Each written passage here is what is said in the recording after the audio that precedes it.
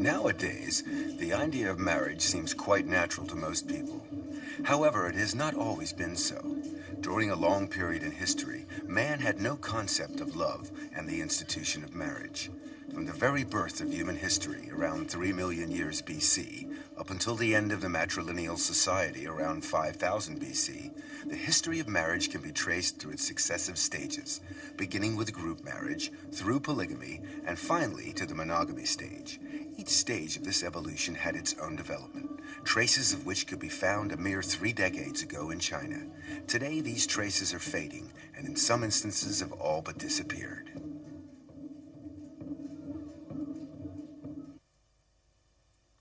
Feudalism ruled over China for thousands of years, and indeed its influence is still felt today.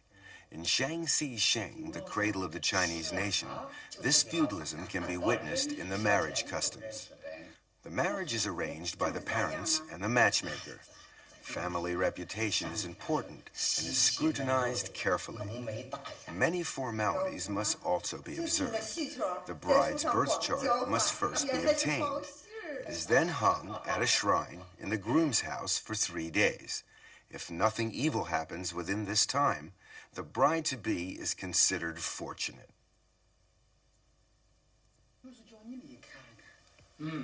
A fortune teller then confirms whether she will bring luck to the groom's family.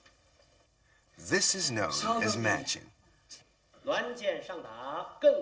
Once a bride price is agreed and is delivered to the bride's house by the groom's family, then the wedding day is set. On the eve of the wedding day, the dowry is delivered to the groom's house. There, every item is announced in the traditional manner. Any deviation could bring disgrace to the families. The day of the wedding, and the groom's house is festooned with bright decorations. The bride is carefully groomed as she awaits the sedan chair. She looks forward to the big event with some trepidation, as she has yet to meet her future husband.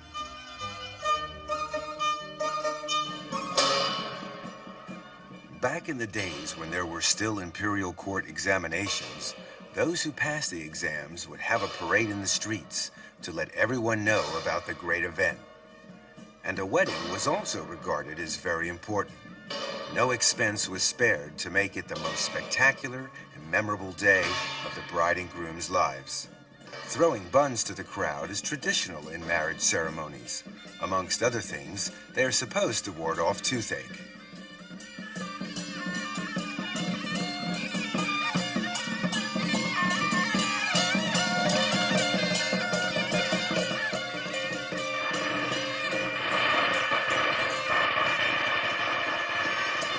At last, the bride arrives.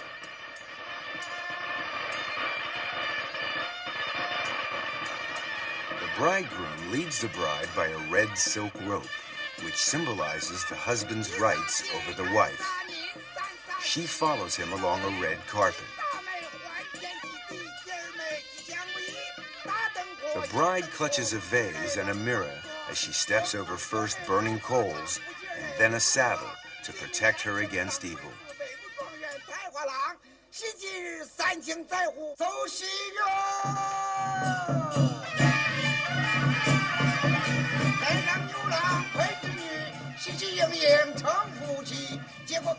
Usually, the bride's veil is lifted after the ceremony, but here, the bride uncovers her face before the ceremony starts. This is a moment of truth where the bride and groom first set eyes on each other. By now, it's too late for second thoughts. Of course, even an arranged marriage can turn out to be a successful and happy one.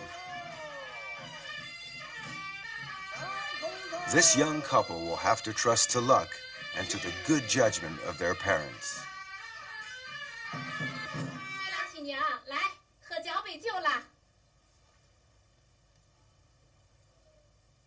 After the cup of wine, as custom dictates, the newlyweds walk around the 4 sides of their nuptial bed to pray for a large family.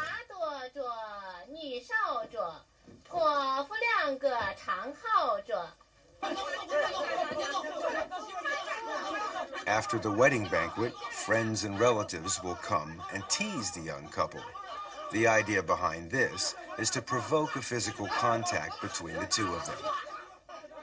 These friends have decided to grab the bridegroom and put handfuls of grain inside his clothing.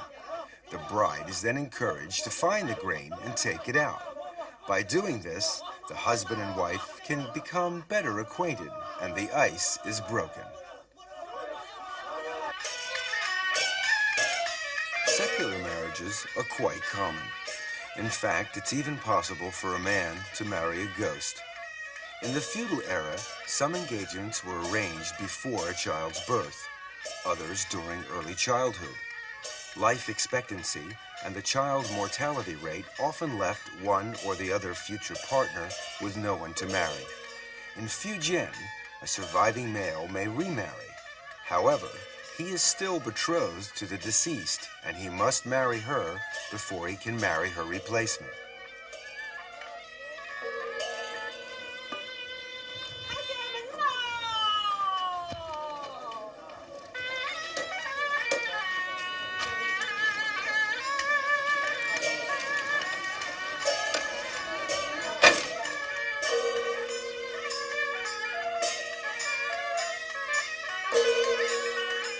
The bride, in these cases, is replaced by a dummy.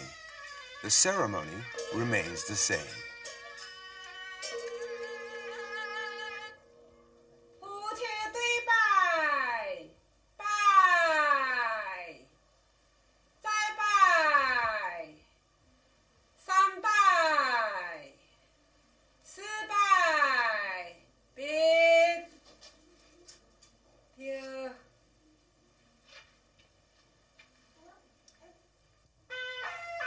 After the first wedding has been completed, the groom is free to marry again.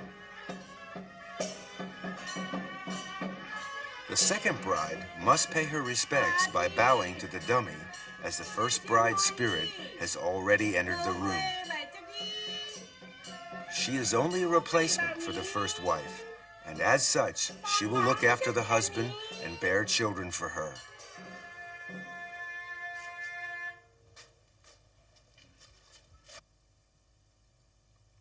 On the first night of the honeymoon, the dummy is put on the bed. Beside her is a paper husband, so that she won't be jealous.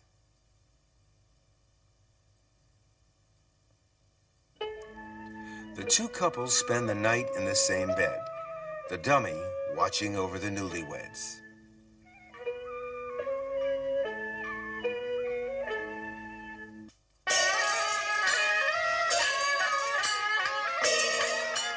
These feudal practices are unfair when it comes to women who lose their betrothed before the wedding day. If the man dies, the woman must marry his ghost. But unlike a man, she is required to remain a widow for the rest of her life.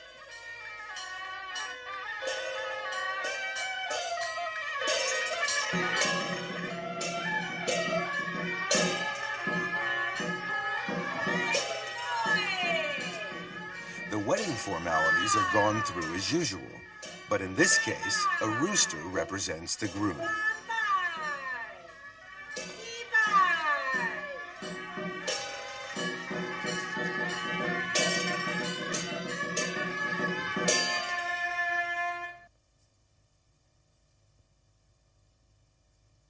When the wedding is over, the bride is left alone with her husband's shrine in her room. She will remain in his family for the rest of her life, unable to remarry. This was considered to be virtuous of a woman back in the old days.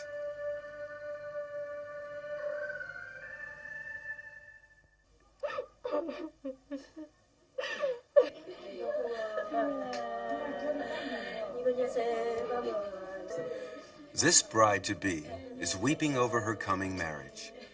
It's quite common in many places. In Hunan, the Tu-Jia tribe is a typical example. According to custom, this girl started weeping 48 days before her wedding day. Her weeping is interspaced with singing. She is sad because her marriage will mean leaving her parents. As she sobs, She also curses the matchmaker for having found her a husband who will take her away. Her girlfriends join in the mourning. They mourn the breakup of the family and the severing of domestic ties. They mourn the success of the matchmaker and the dressing of the bride and her farewell to her birthplace. In all, 11 mourning procedures must be followed.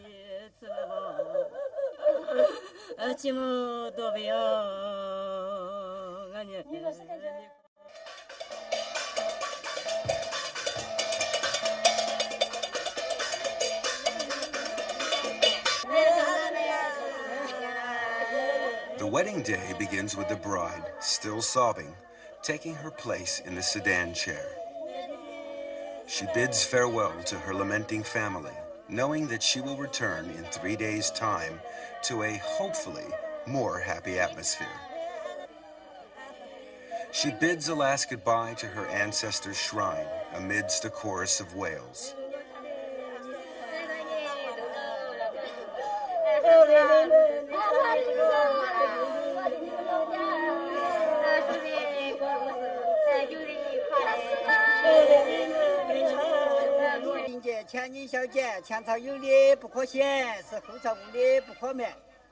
The sedan chair is smeared with chicken blood. This is to prevent any bad luck being carried with her to the husband. Chopsticks are spilled before leaving to ask for a blessing on her parents' family. After that, the bride is not allowed to touch the family ground when getting into the sedan chair and must be carried on her brother's back. It's not that easy, as he must not touch his sister either. It requires a little imagination and some technique.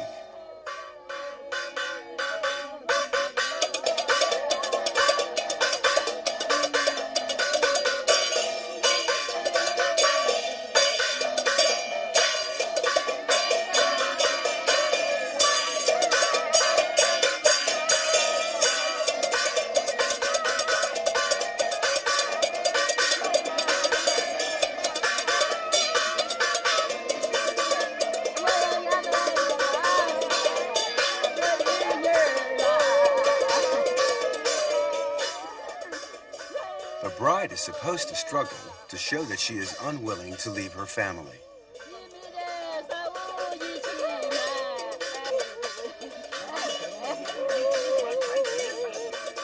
Changing her shoes signifies that she will never go back.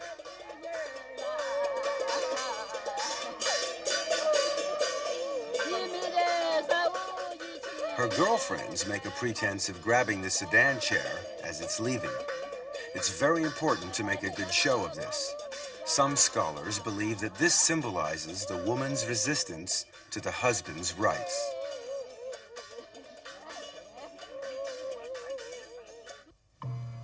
From 3 million BC to about 1 million BC, human society began to take shape. However, marriage as we know it didn't exist. This was the stage of group marriage, or what can be called primitive promiscuity. From 1 million BC to 100,000 BC, human society was splitting into different blood families. A form of promiscuity called consanguine group marriages developed. In the matrilineal society, group marriage outside the tribe became common.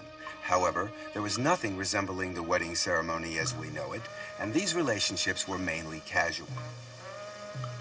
In the mountainous areas around Jinshajiang in Sichuan province, a small remote village still practices group marriage, but in a more progressive way. Not only do they have a wedding ceremony, but their marriages last. The people here belong to a branch of the Nai Si tribal minority. Within their rugged and spectacular environment, these people live a simple life, far from civilization. Many have never seen a car. This is a tribal wedding troupe. The man in the blue robe is the troupe's master of ceremonies. His official title is Minabu, which means the guide. The troupe arrives at the groom's house. Inside, someone is at prayer. The prayers are to prevent any bad spirits from the bride's family from entering. Both of these girls are brides, and they are both sisters. When the door is opened, the troupe proceeds inside for the ceremony. The man praying is called a dongba, who acts as a kind of priest cum official, and who is considered very powerful by the villagers. Interestingly enough, there are no less than 4 grooms here, and they are all brothers.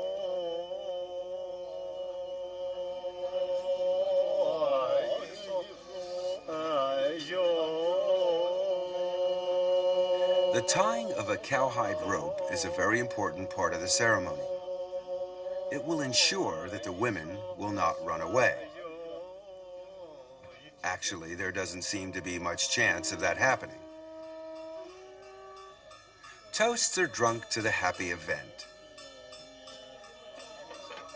The first toast is to the Minabu. Then the brothers drink to their future closeness.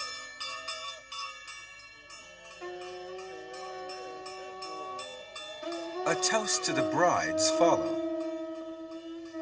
They are now husbands and wives.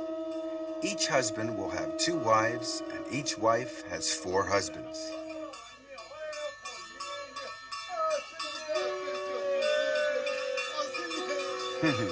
He'll drink to that. With 6 people living under one roof, accommodation is no simple matter.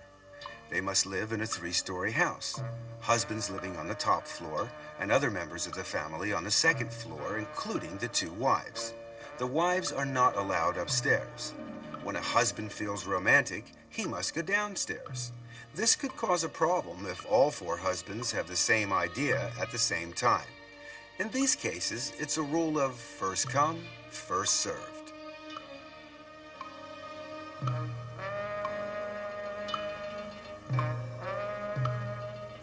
Let's have a look at another family. This man is married to 2 wives. This is another example of group marriage. The girls are both sisters, and as they cannot handle heavy jobs, they regard their husband in part as a laborer. This one's very efficient in all departments. In the space of 10 years, the 2 sisters have given birth to 14 children.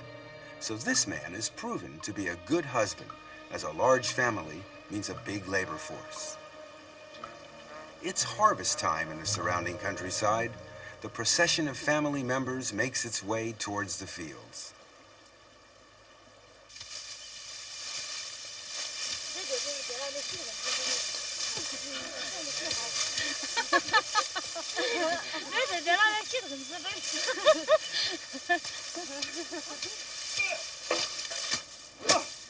It's a case of all hands on deck. A big family means less hired labor and more money.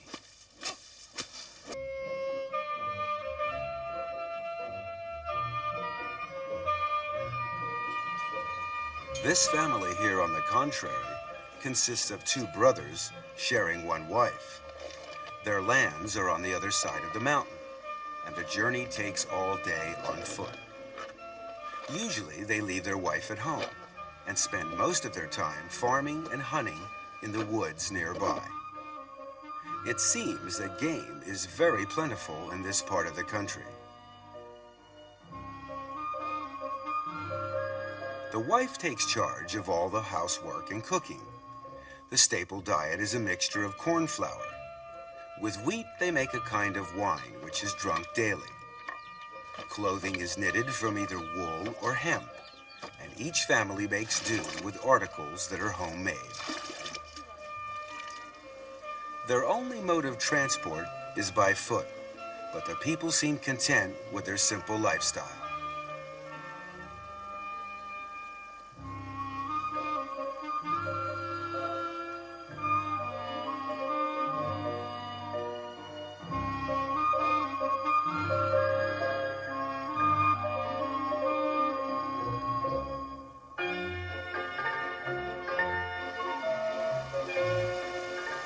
This woman spins thread as she goes about her daily routine.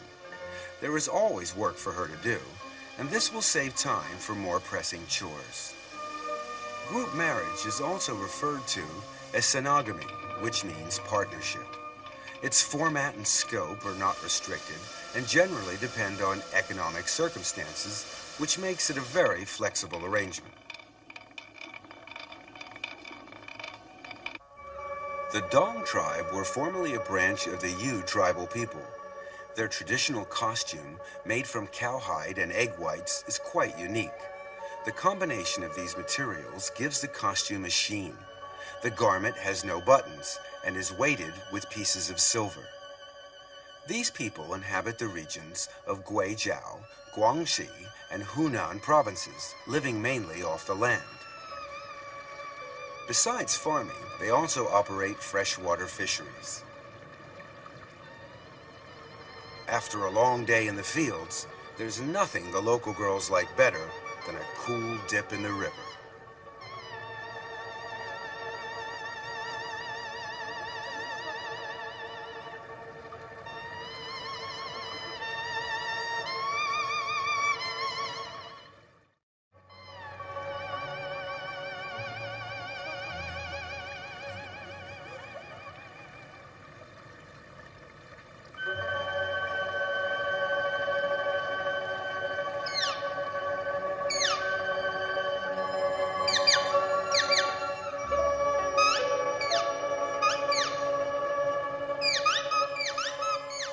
On some of the main routes to the village, intricate wooden bridges span the rivers.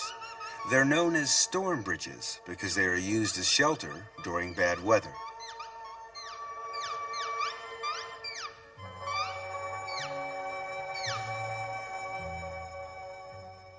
These towering structures in the village are pagodas, which are built in such a way that they resemble giant fir trees.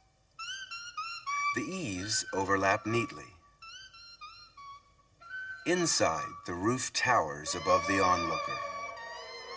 This fir trunk is used as a ladder. The ancestors of the Dong Yu people were a tribe that lived in the forest, and so these pagodas are built in the shape of a fir tree in remembrance of their ancient origins. Each clan in the village has its own pagoda. Whenever a crisis arrives within the clan, members will gather here to discuss matters and resolve the problem. However, the pagoda also serves quite a different purpose. Young girls will often invite boys from outside the clan or village for a few hours singing, dancing, and conversation.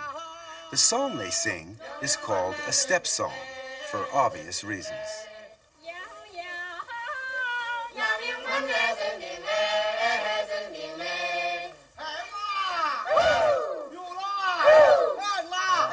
The wedding of a Dong villager. The customs of the marriage ceremony have been handed down from the ancient tribe of their ancestors. It's a form of marriage by capture. When the groomsmen approach, the bridesmaids help to hide the intended bride and defend her against the male horde with their umbrellas. This marital hide-and-seek is generally accompanied by a generous amount of good-natured horseplay between the sexes. However, umbrellas prove no match for the persistent young men, and the line of defense gradually collapses. The pursuers are gaining the upper hand as the girls fight a rearguard action to protect their friend.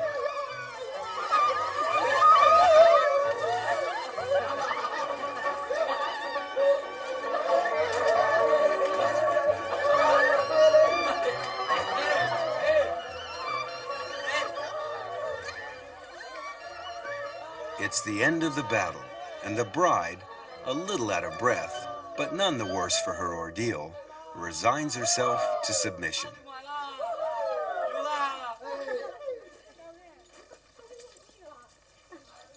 A Dong groom need not go to meet his bride. Instead, accompanied by her bridesmaids, she walks off to join her future husband.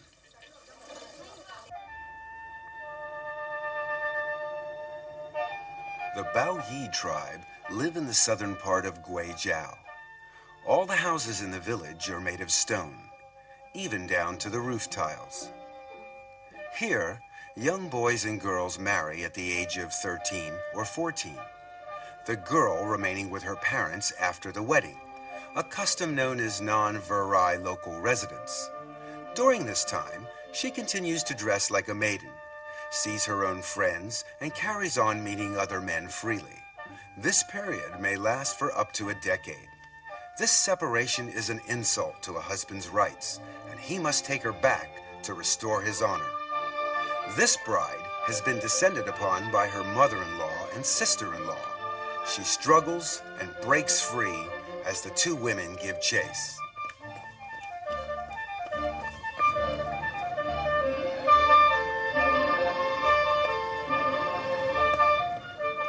Finally, the game is up and the bride captured. The bride will have her hair combed out so that she no longer looks like a young girl. From then on, she is a woman and must assume her responsibilities as a wife.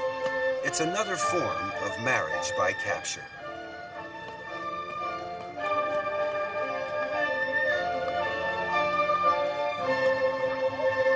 Three days later, the mother-in-law and sister-in-law bring along a rooster and some wine to the bride's house to collect her.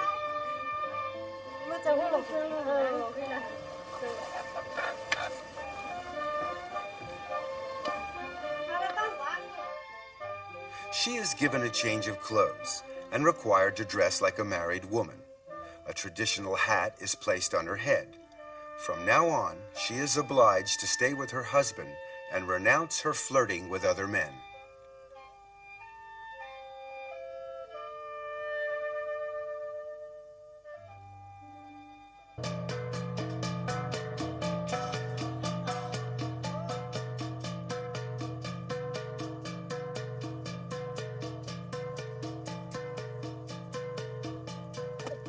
At first sight, there might not seem to be anything unusual about these four people until you realize their relationship. The man on the left is the husband. On his left is his wife. On her left is her lover, and next to him is her lover's wife. This complicated relationship is quite common for these people. They are the Ao Yao tribe, and they live in Guangxi. The marriage customs here represent a transition between polygamy and monogamy. These people have a saying: a couple only eats together, but lovers sleep together. Marriage is seen as a means to increase productivity. Working together and taking a lover is regarded as being reasonable as well as being legal. This is the time for planting, and so the wife's lover brings along his wife to lend a hand in the fields. The husband, of course, is very grateful to them.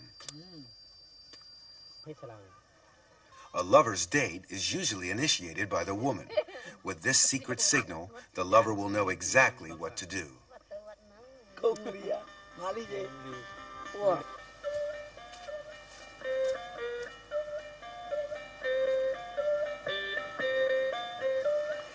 As darkness falls, the lover arrives bearing a torch as a sign that the meeting is quite open and honorable.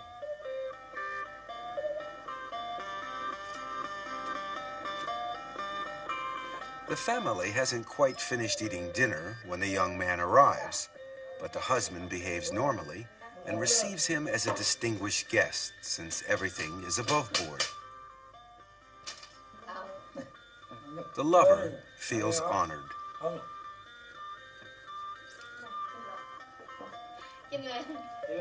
The young daughter's parentage may be in some doubt, but it's hardly important as both men treat her with equal kindness.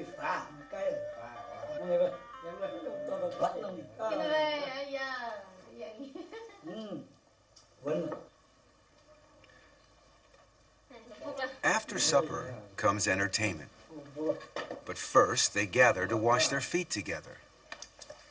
This feet washing symbolizes their closeness as a family.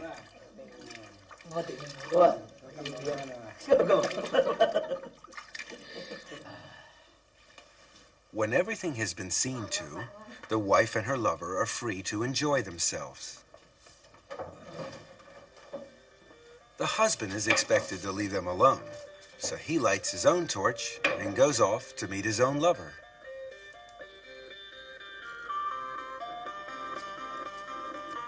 This custom originated in matrilineal societies.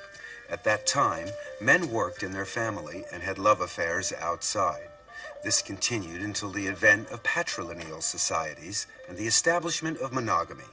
However, the custom survived in some areas, with love, living, and sex becoming three different aspects of marriage. Love affairs in the Kashanyao tribe are also quite open. If a girl invites a boy over at night, he can't use the front door.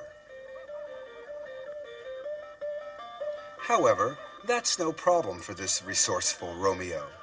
The post is there just for this purpose, and he climbs up to join his sweetheart.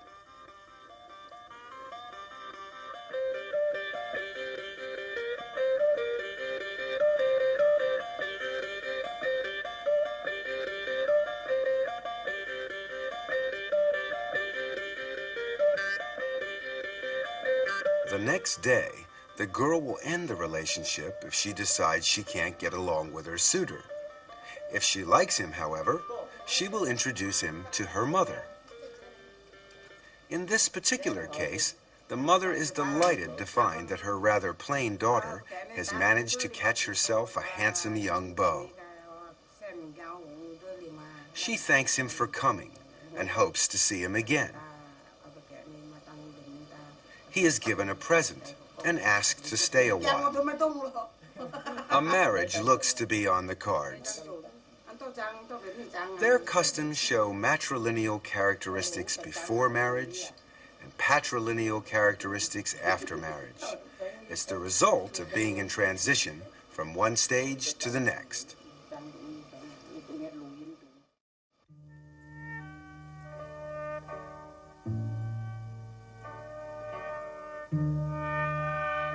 The Anis in Sichuan Bana are a branch of the Hani people. Their village is unusual in that each house is surrounded by small cabins. The houses serve as the living quarters.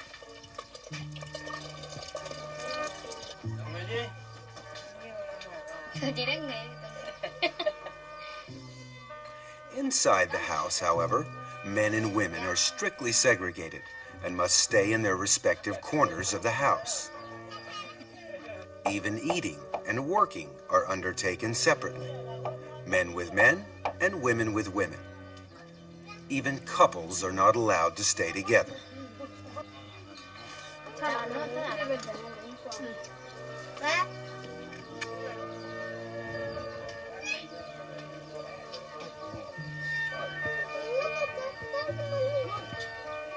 As you can imagine, this total separation is not conducive to the propagation of the species, so this is where the cabins come into play.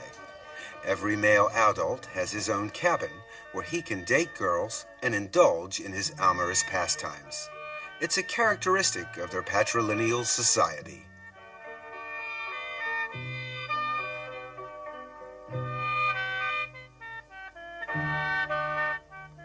The Anis hold the gourd in very high esteem. Its abundance of seeds symbolizes a big family, whilst its shape is similar to the male organ. These people have very defined standards of beauty. A girl should be plump with a small tummy. Their costume is therefore designed to show off their most important features. The skirt is just long enough to cover the bottom, and it sits low enough to enhance their beautiful figures.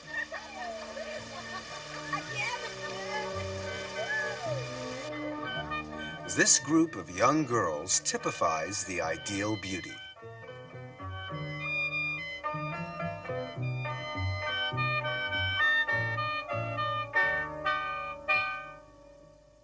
But even beauties need a little makeup. Their adornments are extraordinary. Silver, ribbon, and lace are commonplace, although the girls often use nature's riches to enhance their looks. Strings of flower seeds are worn rather like a pearl necklace.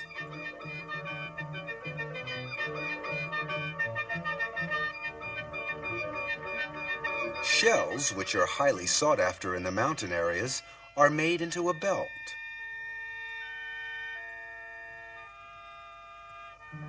Another piece of natural jewelry is this flying beetle.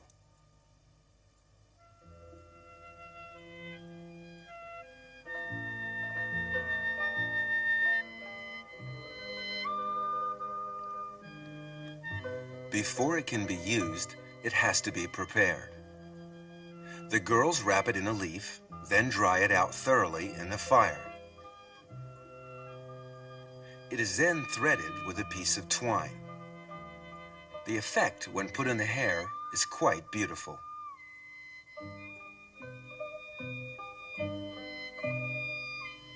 When an Aini girl reaches the age of 18, it's time to get married. But before any proposal can be made, a young man must know the girl's status. A yellow cap shows that the girl is 18 and is still single. A black hat means the girl is already married. A round hat means she's under 18 and can't get married yet, although she can have a social life.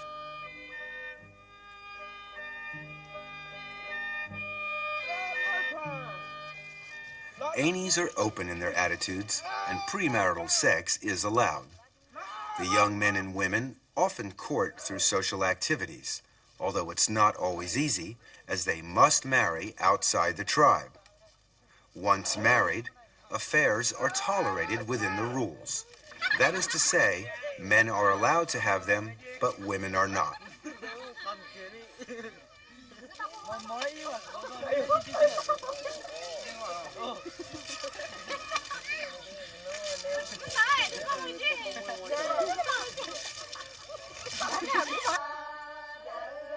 There's another way that young men and women become introduced. Young men from outside come in search of a girlfriend after first having obtained permission from the local villagers.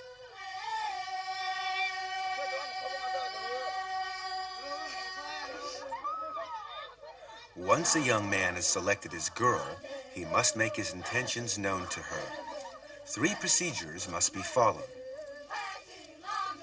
Firstly, the boy pulls her belt slightly.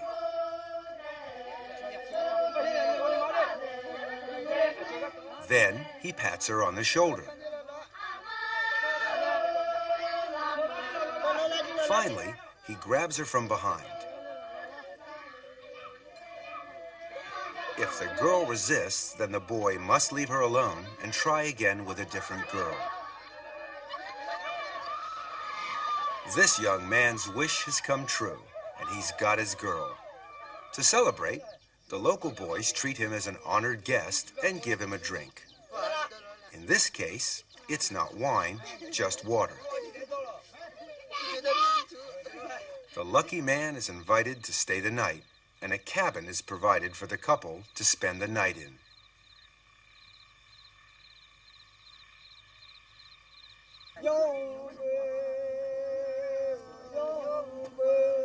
When night falls, the village social life begins. Those looking for a mate assemble.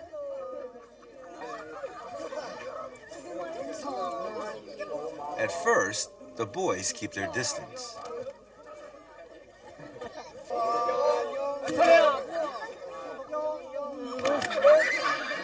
But after a while, they become more at ease, and they get closer to the girls.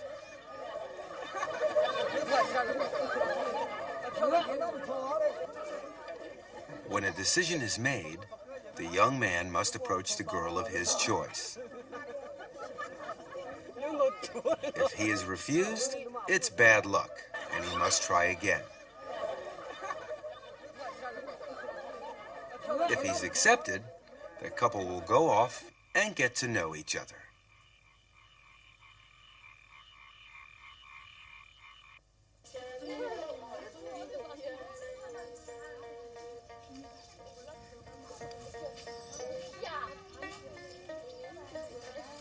The remote Ai Lao Shan Mountains in Yunnan is the home of the Yiche. They are also a branch of the Hani people.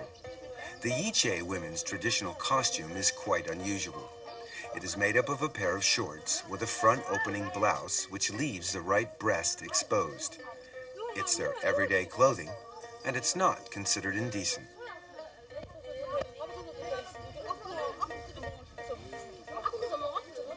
All women want to look beautiful, but definitions of beauty vary from country to country. These girls have a natural beauty, something that no amount of makeup can provide.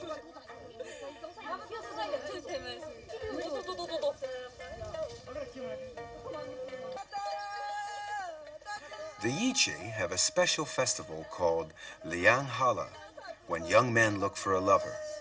The way they greet young girls is very unusual. Instead of shaking hands or even a kiss on the cheek, a man will press a girl's breast.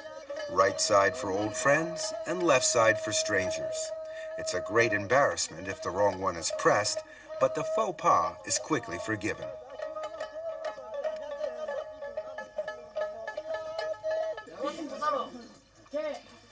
When a boy meets a girl outside, he will often invite her to a party. The number of boys is always the same as the number of girls, and they sit alternately in a circle.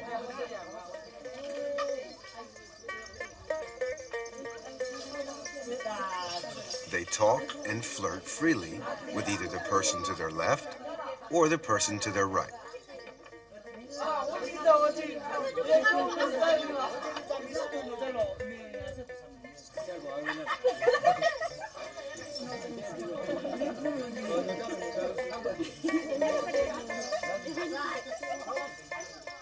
At first, they're shy and feel a little awkward.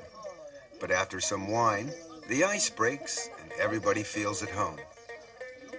By the time the meal ends, everyone is in high spirits.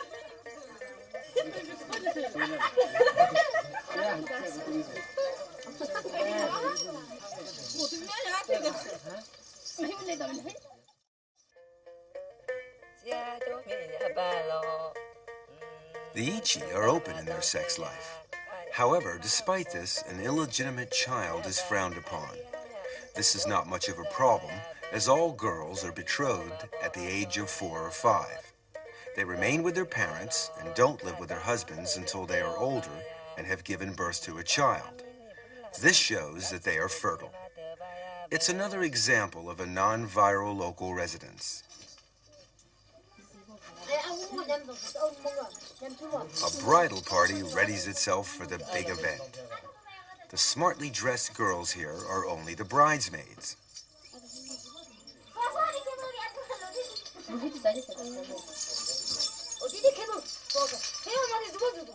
This one is the bride. Before she leaves, her mother gives her a duck and an egg to carry, symbolizing her fecundity.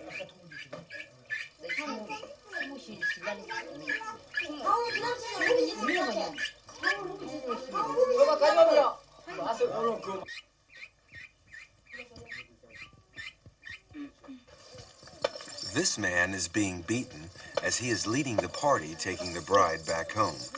It's part of the custom here. A rope is tied across the path of the husband's village. Everybody may cross over except the bride. She must break the rope to show that she is cutting off her links with her past.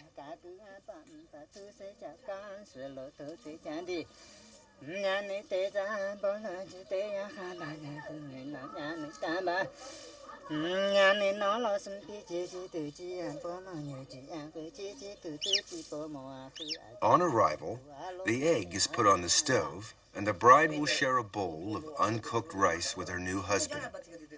From then on, they are married.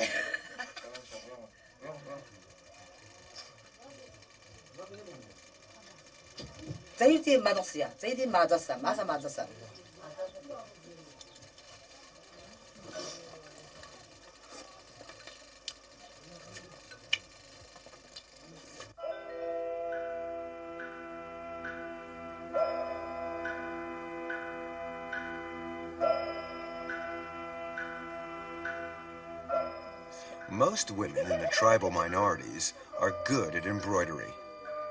This is especially true of the white-trousered Yao. Like in many other tribes, they use it to convey love to the young men they admire.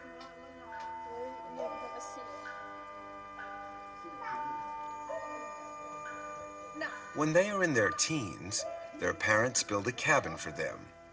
They use this cabin for their love affairs.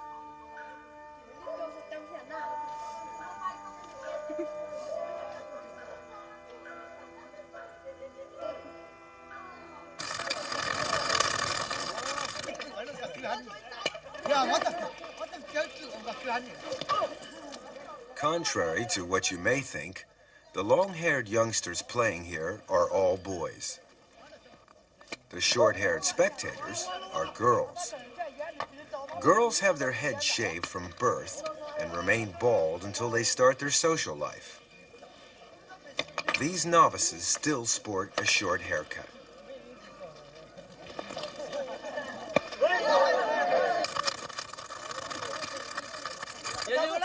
In most societies, the boy courts the girl. But here it's the opposite. To show her interest, a girl will pull the boy's belt. If the boy isn't interested, he will ignore her and walk away. If he is, he must still show a reluctance to take up the girl's offer. Otherwise, he is considered shameless and not a decent young man.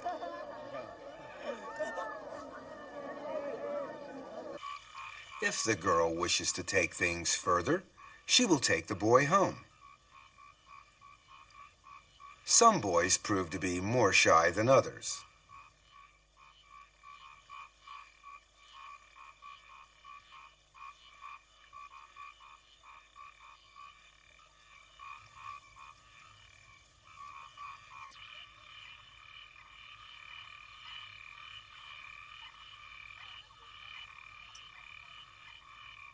Bringing a boy home is considered to be quite normal.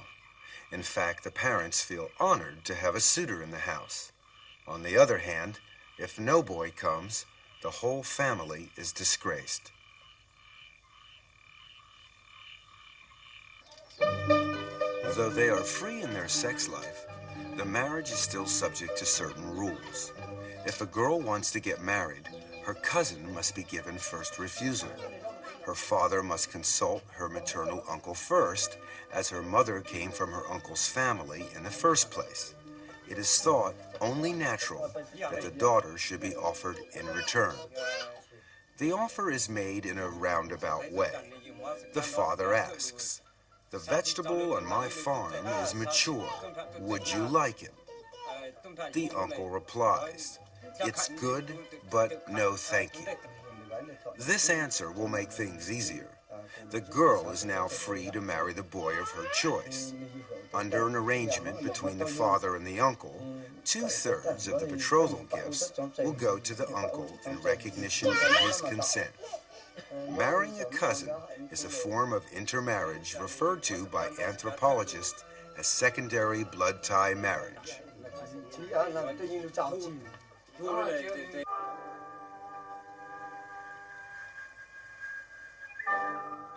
This practice prevails in the Va tribe too, although it is not allowed within a patrilineal family, nor within the same clan. It is even forbidden to marry someone with the same surname. If this code is violated, it is considered incest and regarded as an offense. As a punishment, the couple must buy a cow and slaughter it.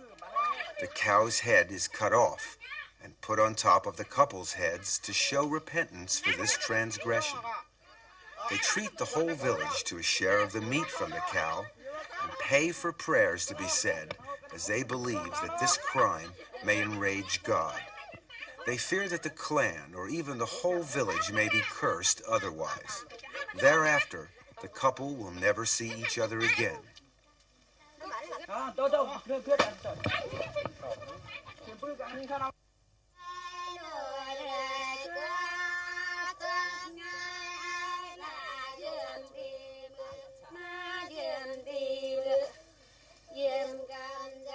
The Va live in the mountainous region of Yunnan. The whole area is a veritable Shangri-La. They lead a simple and primitive lifestyle, and all labor is done by hand.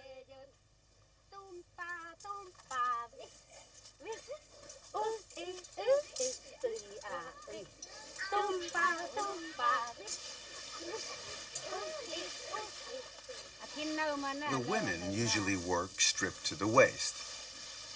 Bamboo is put to a wide range of uses: for constructing houses, carrying water, drying the crops, and storing grain.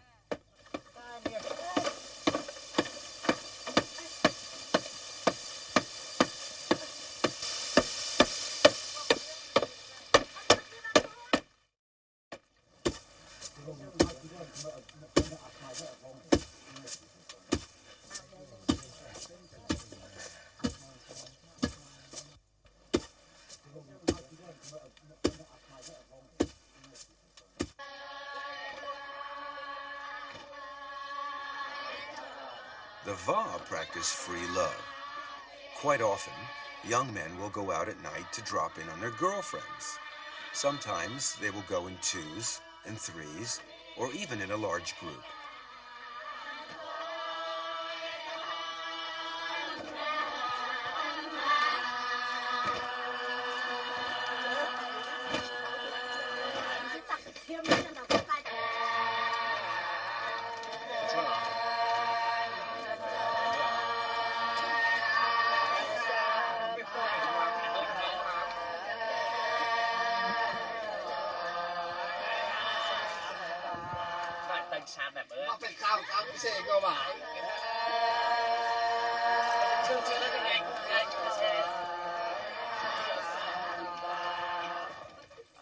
They spend the evening singing, dancing, and eventually sleeping together.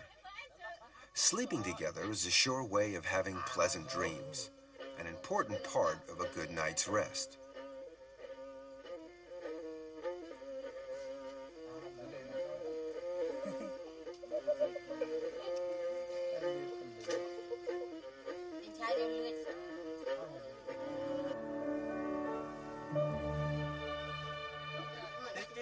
The next morning, the youngsters tell each other about their dreams.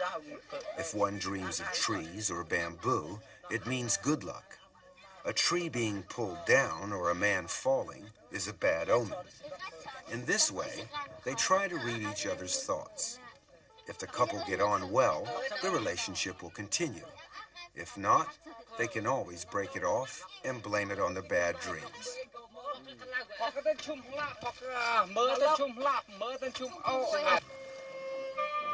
Matrilineal society flourished between 10,000 and 5,000 years BC. At first, people practiced group marriage, but slowly this evolved into polygamy.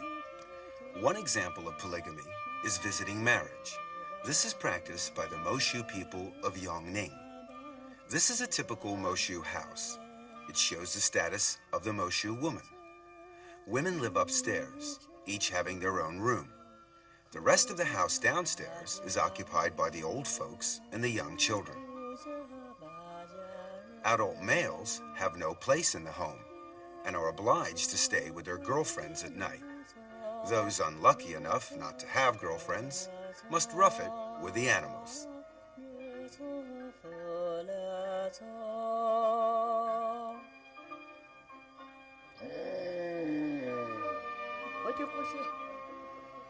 An initiation ceremony is held when a Moshu boy is 13. After that, he's considered an adult and will join in with the work and enjoy all the privileges of adulthood, including having affairs. A specially close girlfriend is called an ashao, a name signifying that the boy and girl are sleeping together. Polygamy should not be confused with group marriage. The latter is between groups and is totally casual. The former is one-to-one, although there is still no formal bond, and partners may come and go.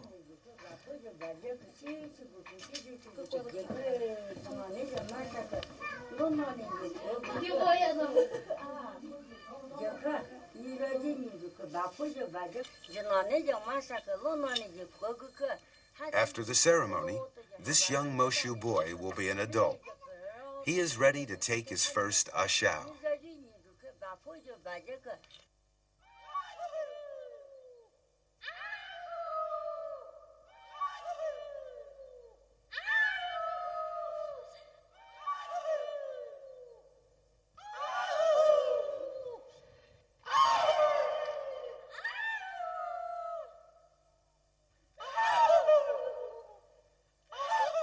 If any of these boys and girls fall for each other, there will generally be a very quick response.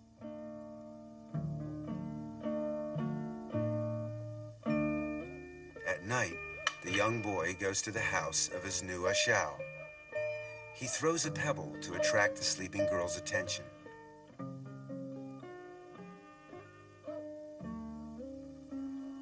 The girl comes down and invites him upstairs.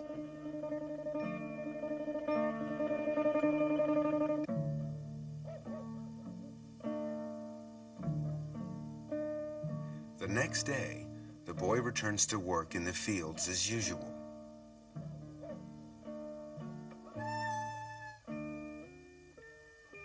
If he fails to come back the next night, then the affair is over. Likewise, if the boy returns and the girl refuses to open the door, the affair is over.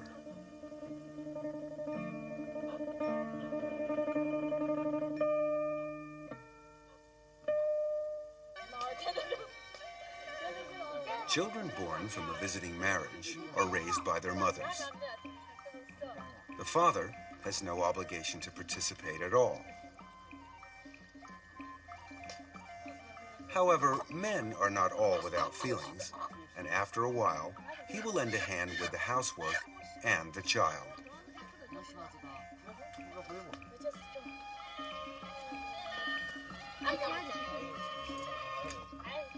In the end, most couples will live together when they reach a certain age. The matrifocal family becomes a joint family, and the matrilineal family changes into a conjugal family.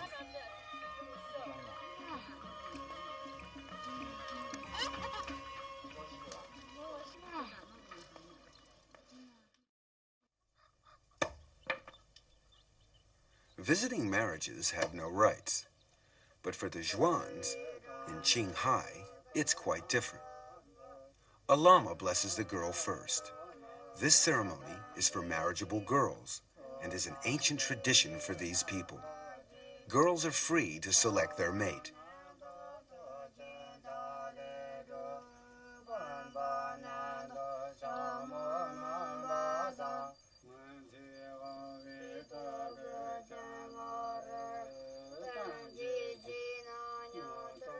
When it's time for the girl to change her clothes, she must wear 2 pearl necklaces at the back of her head to indicate the end of her maidenhood.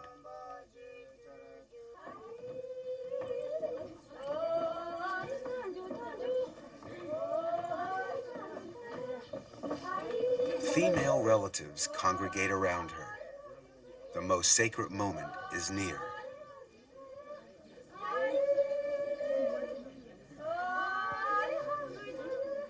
The closer they come, the lower the bride must hold her head.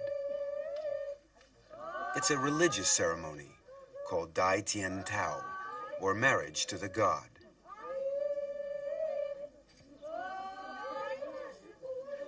The holy water being sprinkled is in fact milk.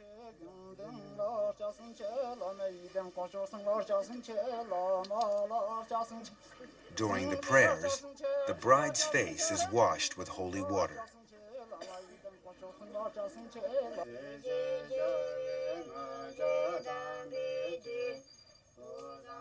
The ceremony is about to begin.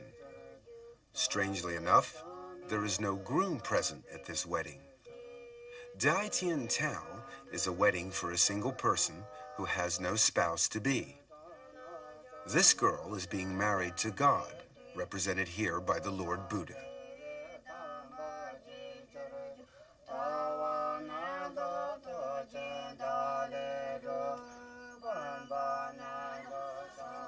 After the ceremony, the girl is free to have love affairs and to bring men home.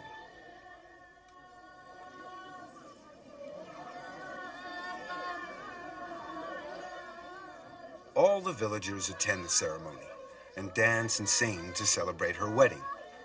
The purpose of the ceremony is to announce to the public that another girl has reached womanhood and she is now able to take lovers.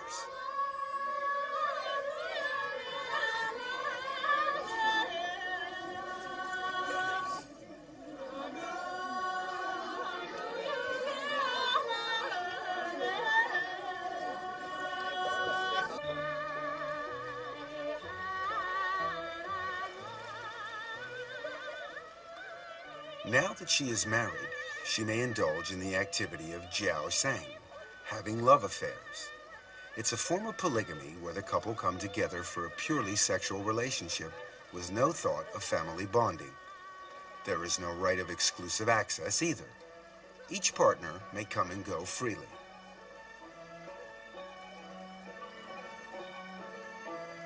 This romantic period is a privilege of youth in an area where men far outnumber the women. It helps to correct the imbalance. Most of the older people have families.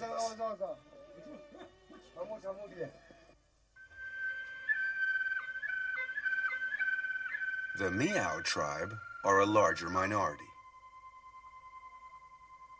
They regard themselves as descendants of Qi Yu and are scattered around the southwest mountainous areas of China.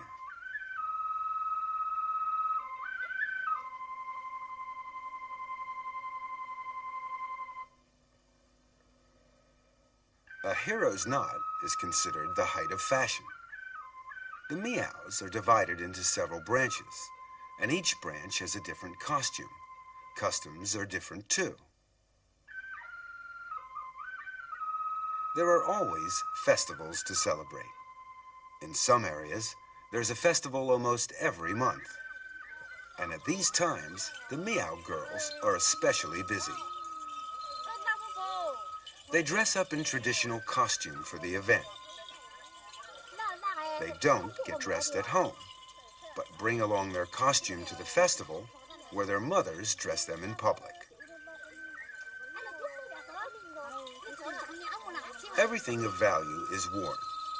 Silver ornaments show off their wealth, whilst the intricate dresses are a witness to their handiwork. A pierced ear with a large hole is considered prestigious and is meant to attract admirers.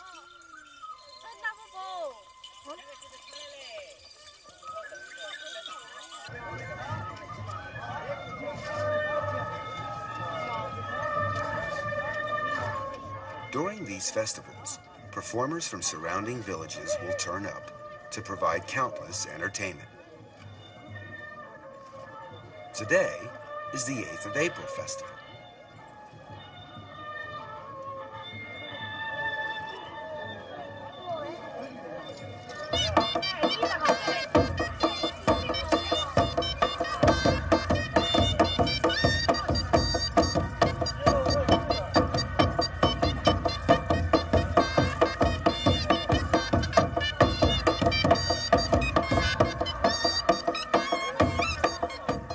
Villagers present a gift to the mother of the dragon, for whom the festival is held as a welcome.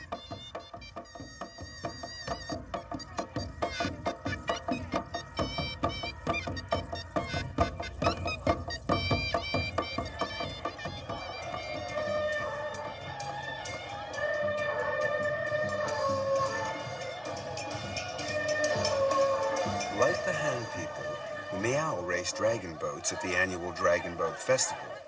The Miao legend surrounding this festival is identical to Han legend, except that they maintain Chuyun was a Miao.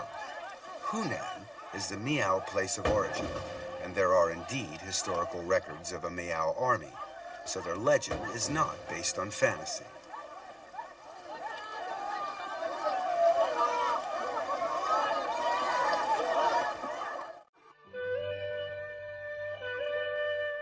The 6th of June festival is held to celebrate engagements. The atmosphere is completely different here. On this day, these young girls have decided to take a bath in a quiet river, and they've asked their lovers to come along and watch.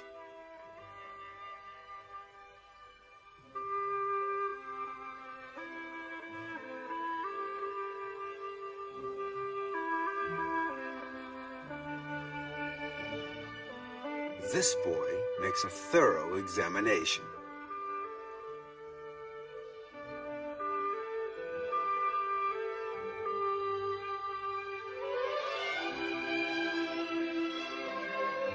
If he's satisfied, he must make his intentions clear, in a polite way, of course.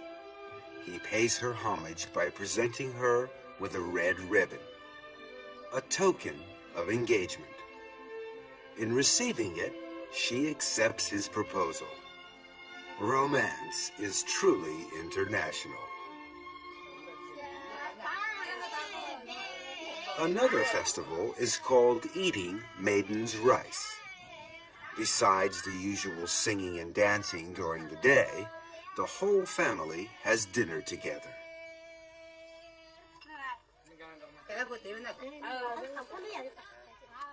A song of toast is sung, and wine flows freely as the family enjoy the special feast that's been prepared, whose main dish is this colorful rice.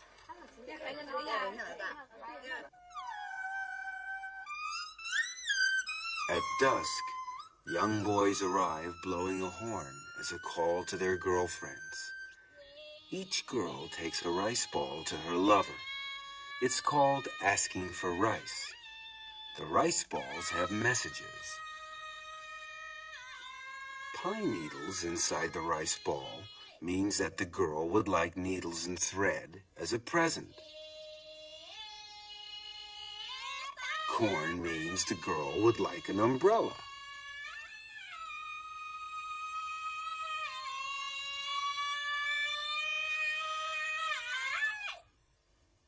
Two sticks bound together mean they'll never part. True love. If it's empty, it's bad luck. It means she's breaking it off. Meows will select their mate within the tribe. Two young persons meet on the road. They sing to each other to show their admiration. During the song, they find out about their respective backgrounds and see if the other is knowledgeable. It ends with a real heart-to-heart talk, and the relationship becomes closer as a result. It is customary in this tribe for lovers to carve a notch on a piece of bamboo after each date. If, after numerous dates, they fall in love, they break the bamboo and each keeps one half as a token of their eternal love. If either one of them ever breaks their vow, they will be obliged to eat the bamboo as a punishment for being unfaithful. Quite an effective deterrent.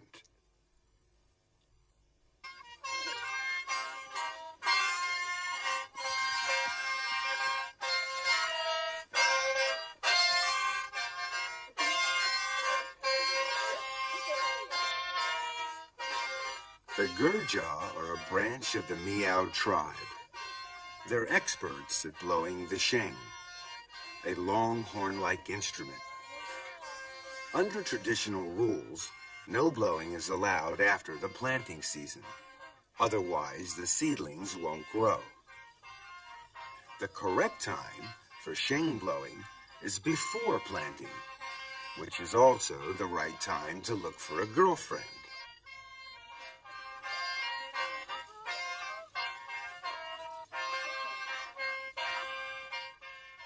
Slowly, the girls dance around the boys. Each girl holds a necklace in her hand.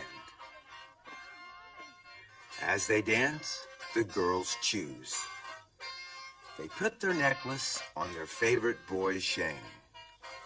This is called asking for necklaces.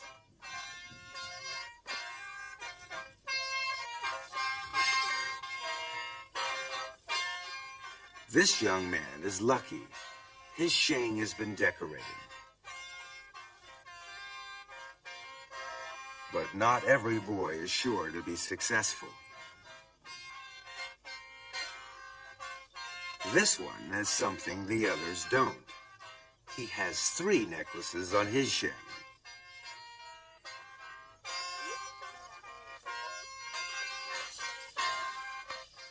The dancing courtship over, they go off in search of other entertainment.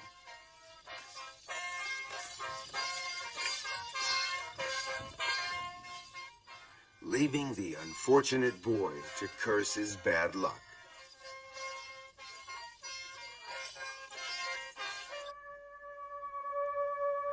The green-trousered Yao of Guijiao have a completely different way of courting. Girls all have a small hole in the wall over their beds. It's called a lover's hole. At night, when the girl is asleep, a young boy tries to wake her up by prodding her with a thin bamboo stick. The girl wakes up and grabs the stick.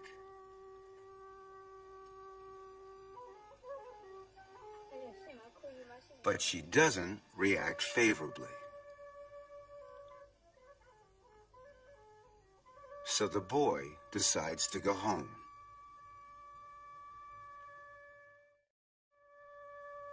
Another one soon arrives.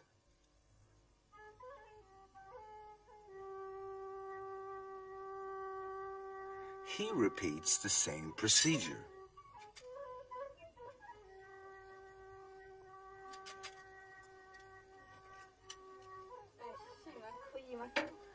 This time, things look more hopeful. She asks him who he is. They talk to each other through the hole, usually until dawn. He seems like a nice boy, and she lets him in so that he doesn't catch cold.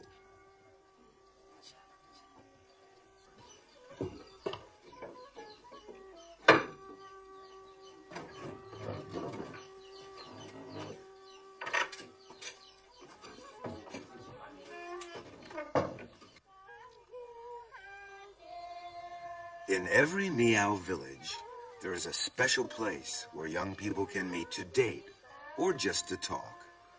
Normally, they date in the evenings, but when they're not too busy farming, they also meet during the day.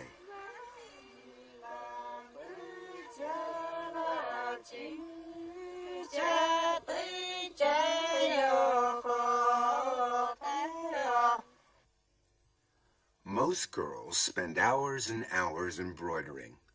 Those who can't embroider find it very difficult to marry. Free love is popular with the Miao, but marriage is still decided by the parents. The bride must walk to her husband's house. The whole party dresses up to show off their beautifully embroidered costumes, and it's often difficult to tell the bride from the bridesmaids. The Miao never marry within their clan, and these two families live far apart, so the bride's party has a long way to walk. Miao have special greeting customs when a marriage is about to take place.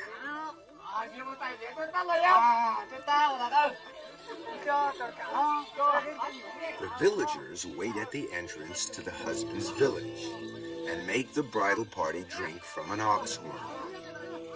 The drinker must be careful not to touch the horn with their hands. Otherwise, they have to drink it down in one gulp.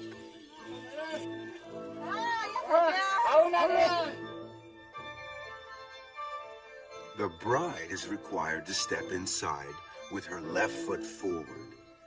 This will ensure that her firstborn will be a boy. The wedding is very simple, with no real ceremony. The bride must carry water for her husband's family.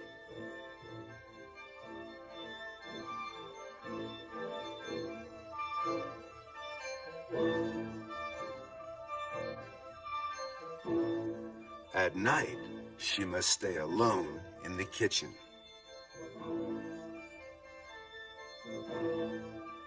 The groom must also find somewhere separate to sleep until the bride is returned to her parents' house. The next day, the bride leaves and goes back to her parents' house. There she continues her work, embroidering, singing love songs, and having affairs with young boys. The couple practice a non-Vera local residence. Only in the busy farming season or during festivals will the bride go back to her husband's house for a few days. After she's given birth to a baby, she will start living with her husband. Another form of marriage is the secret marriage. This young couple haven't got their parents' consent, So the boy sends a group of his friends to collect the bride secretly. The bride is ready and packed. She goes off to a quiet place with her bridesmaids, where the wedding is to be held in secret.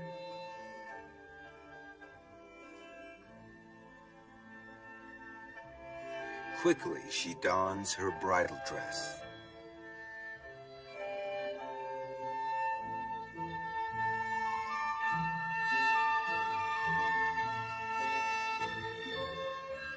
Some food has been prepared for the wedding breakfast. The event turns into a wedding and a picnic rolled into one.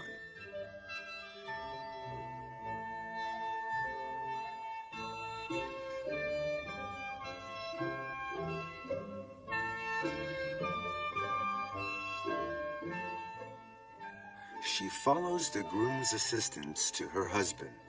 The wedding is now completed. This kind of marriage is recognized as being legal, and the parents cannot object.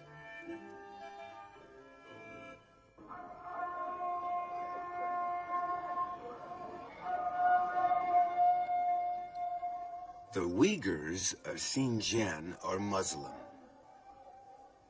On their holy days, they worship God and take part in extended prayers.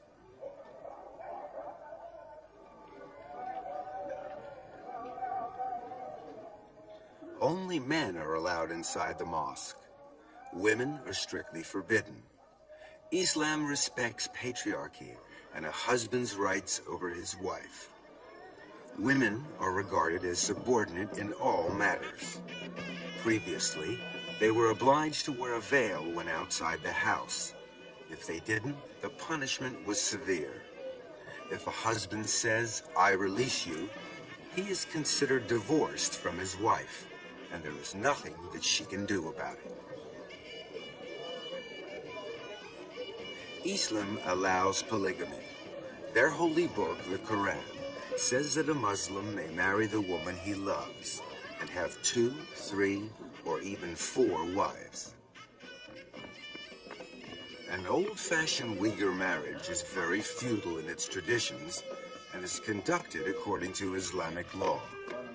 The groom's father brings gifts to the bride's house the day before the wedding. The gifts include a cow. Understandably, he receives a warm welcome. Men and women are not allowed to mix unless they are kin, so the hosts are all men.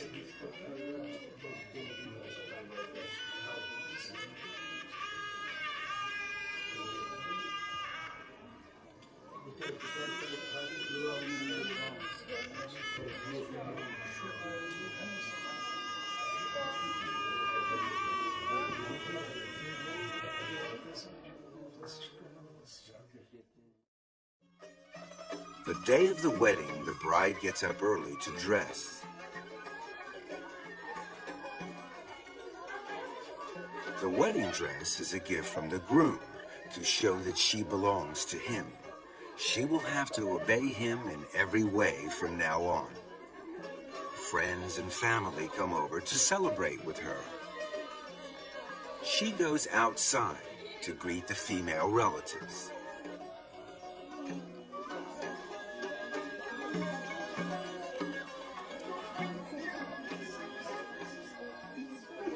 The wedding banquet is lavish. An array of snacks, preserves, sweets, and fresh fruit is prepared. All specialties of Xinjiang region. Unlike many other peoples, the Uyghurs hold their weddings at the bride's house. The guests eat whilst waiting for the groom. Finally, he arrives, amid much good-natured horseplay.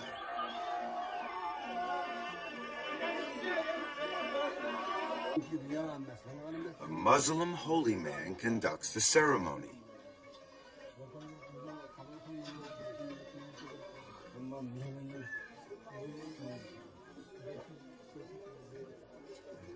First come the prayers. Then the bride takes her vows and says, "I do."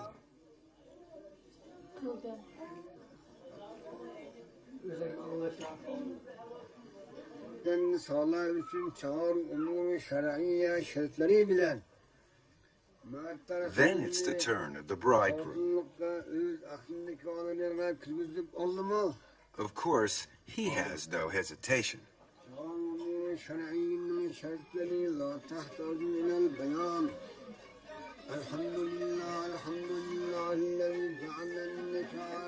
After the vows, the bride and bridegroom share a piece of salted bread. This symbolizes the hardships they will share during their married life.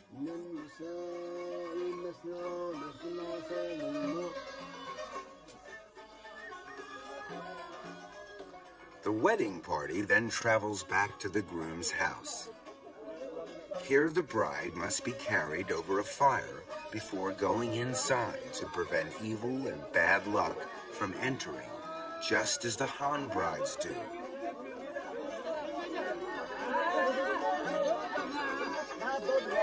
Dancing and singing continues in celebration of the happy event. The groom's sister takes the bride's veil, and the wedding is complete.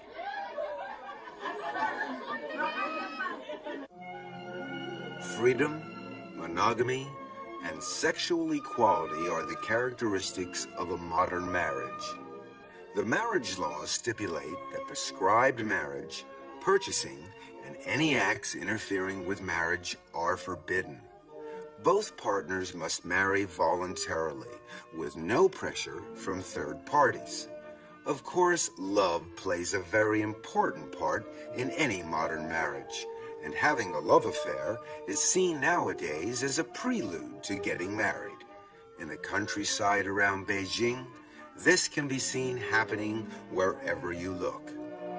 But not everybody enjoys these romantic encounters. Some people find it difficult to find a partner. This is especially true in big cities. In Beijing, the worker syndicate has set up a Lonely Hearts Club with a computerized dating facility. This modern equivalent of a matchmaker tries to bring together those despairing bachelors with the mates they desire. The scheme has been very successful. The registration and procedures are quite simple. Personal particulars are noted, and of course, individual requirements. Then it's up to the computer to search its files for a suitable match. When one is found, a meeting between the two people can be arranged. First impressions are very important. A little chat helps to break the ice and get to know one another. If all goes well, the relationship will blossom.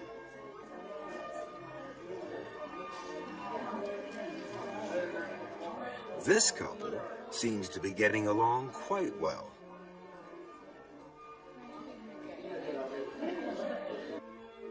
But some are too anxious to wait. They put up advertisements in the hope that prospective girlfriends will read them. Near the club, there's a love corner, where young hopefuls gather with the sole purpose of finding a boyfriend or girlfriend.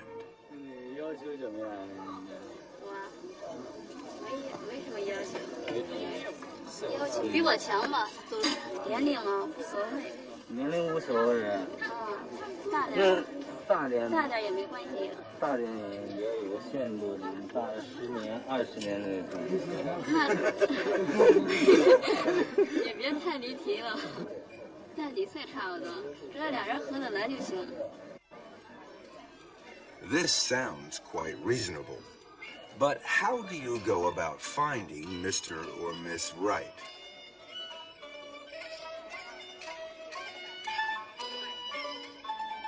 Firstly, it must be someone you like. You must go right ahead and get straight to the point. Oh dear, never mind, try again.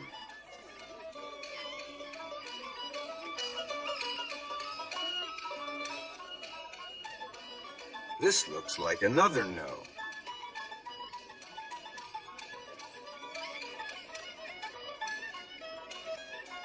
Ah, this looks more hopeful.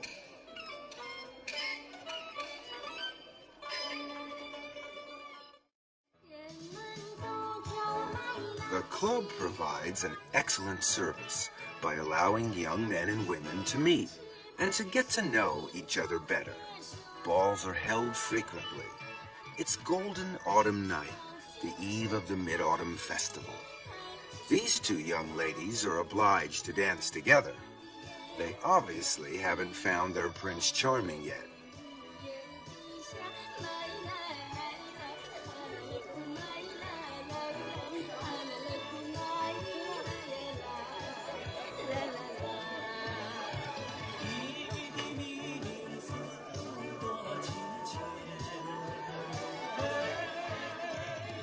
It seems her luck is in. She's found a handsome man. The ball is divided into sections. This section here is the pro-secondary section for intellectuals. There doesn't seem to be too much happening here.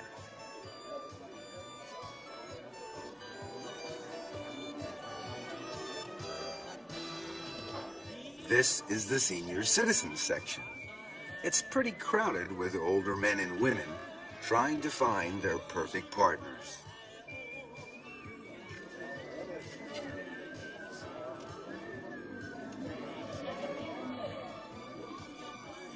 Finding Mr. or Miss Right is not very easy. So the staff does what it can to help. Who knows?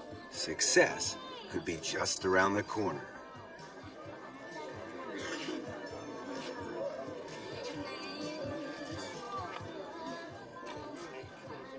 Throughout the hall, men and women of every age group are getting together with the opposite sex, trying to select the partner they would like to date.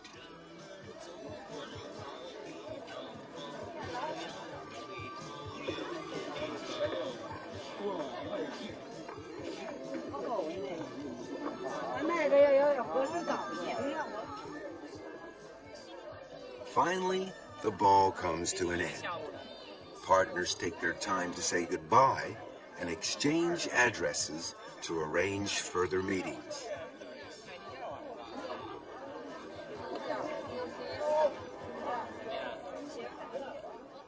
Some, however, are not so lucky.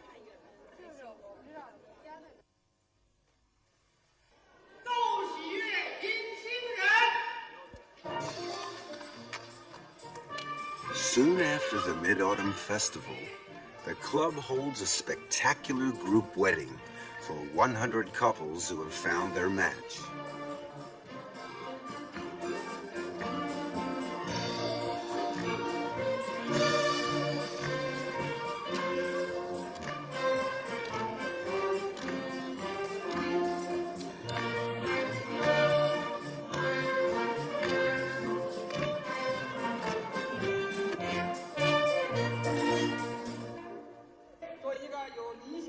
The Master of Ceremonies is the Deputy Mayor of Beijing.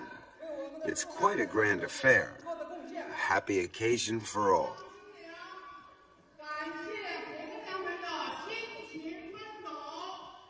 The couples thank the dating service for their hard work.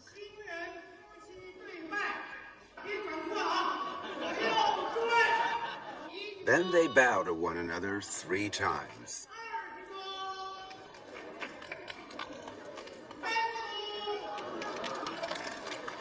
Hopefully, all love stories will have such a happy ending.